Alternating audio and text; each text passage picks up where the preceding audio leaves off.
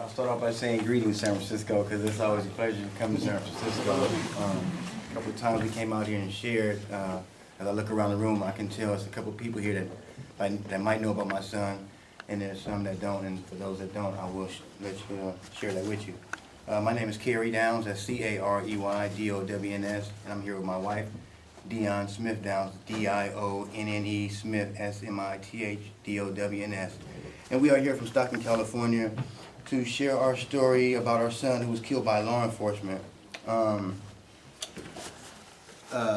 July 22nd, 2010, our son was brutally murdered. This is how he looked before he was murdered.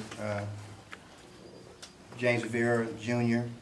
On July 22nd, 2010, our son was brutally shot by two Stockton police, Gregory Azarvand and Gregory Azarvand, and also John Nesbitt of the San Joaquin Sheriff's Department. These three, they used what they called a pit maneuver to push the car that my son was driving into two metal mailboxes.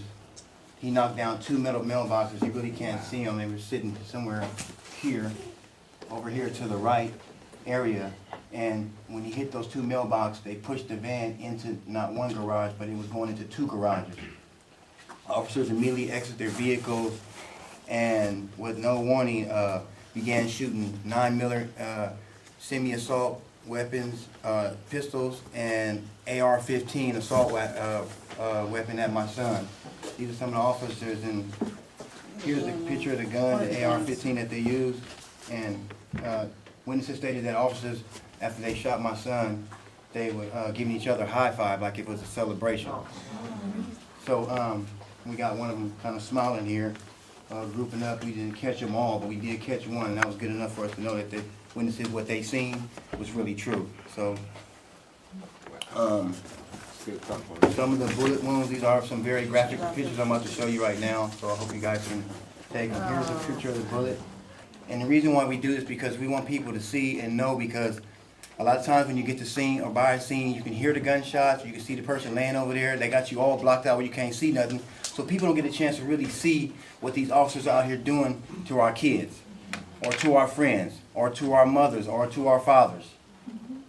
And this is where they, some of the bullet wounds, apparently this wound is big enough to call it came from an AR-15. And some of these smaller ones, they use the 9mm. So the smaller bullets are probably the smaller holes are probably the smaller gun.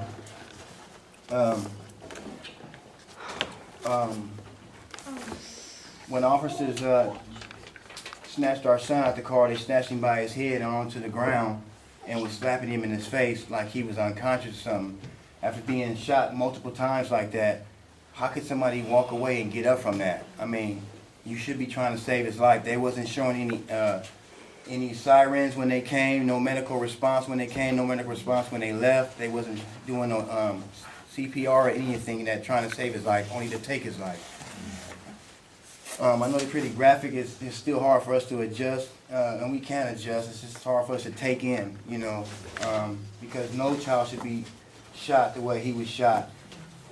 We don't care what he did or what happened. We still don't know to this fact. They haven't given us no police report, no coroner's report. They didn't even call us and, hey, we shot your kid, he's dead. They didn't give us a visit or nothing. We haven't got nothing from them, nothing. We've been fighting for 20 months now.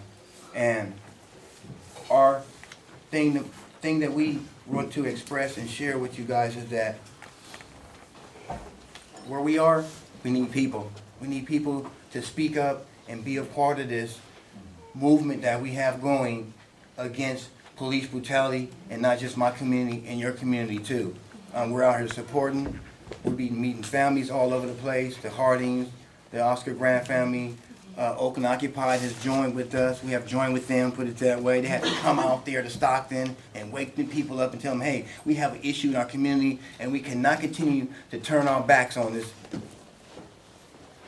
injustice. So we urge you guys, we are giving, we have some upcoming events coming pretty soon. I don't exactly know the time and place and all that right now, but they will be out there in... May 8th. Yeah, May 8th is one of them. May 8th? At 2 o'clock. At 2 o'clock, May 8th is one of them. And there's several that are coming out, but they'll be online. If you Google or go online, put in Oakland Occupy, they have a lot of stuff that's in there with a lot of upcoming events that will be happening in Stockton. And if you want to get involved in anything that we can be of help and be supportive to on your guys' end, we'd be more than happy to allow to have come in and show our support for you guys too as well. So we thank you. Thank you.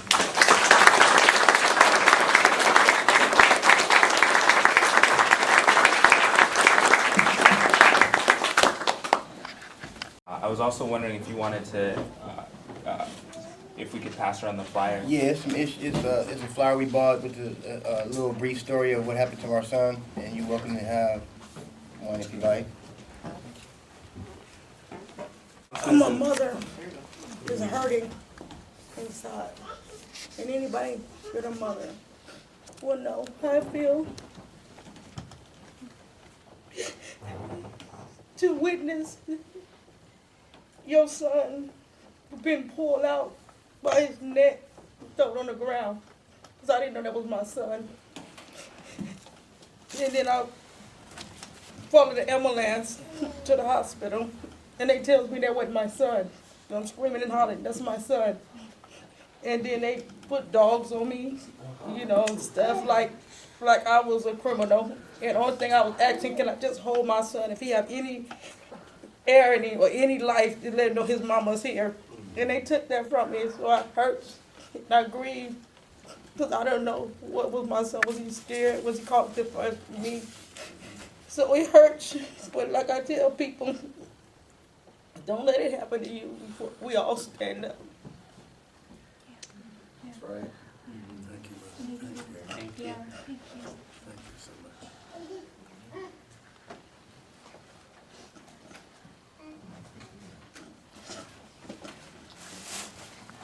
I'd like to start by saying all praise be to God, to whom all praise is due. Yes, it is true, seeking ye shall find, only through him can we know the most wondrous bestow. And if you don't believe in God, remember what Mao Zedong said, that 8 million Chinese people are my God. So maybe he believe in God too.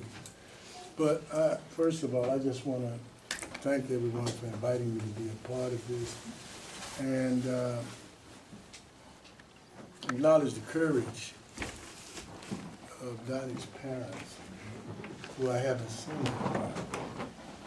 But when the Oscar, when young Harding was killed, you all came up and shared with us. I just want to thank you for staying vigilant and getting the word out. Because, you know, mass people are just like we are in some of the evangelical churches, you know. We jump up, we get excited, church is over with, and we go back to living the way we were living. And I think when you hear a speech like that or words like that, your spirit rises up in you. But somehow, in the course of the evening and the next day, the masses of us go to sleep.